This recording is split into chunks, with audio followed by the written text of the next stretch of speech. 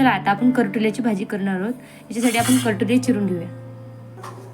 मी आता करटुल्याची भाजी करटुले आपण चिरून घेतलेले आहेत. हरभऱ्याची डाळ टाकणार आहोत. हे ठेसा, हे जिरं, हे चवीनुसार मीठ, कढीपत्ता, हळद, धने जिऱ्याची पावडर, मोहरी. हे गॅस पेटवलेलं आहे. आपण जिरं तेल टाकलेलं आहोत. आता जिरं, मोहरी, तिक्या, कढीपत्ता सगळं टाकणार आहोत. चला आपलं तेल कढलेलं आहे, त्यात मोहरी टाकून घेऊ. त्यानंतर जिरं, त्यानंतर कढीपत्ता,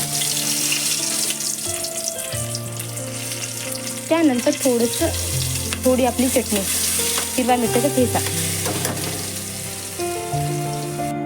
त्यानंतर धने जिऱ्याची पावडर आणि हळद. या सर्व एकजीव आपण मिश्रण करून घेत आहोत. आता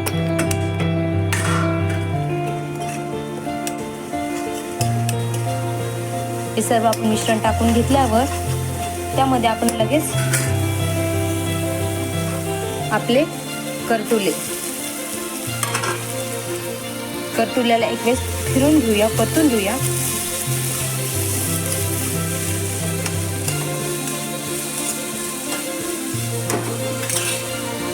त्यानंतर आपली ही हरभऱ्याची डाळ,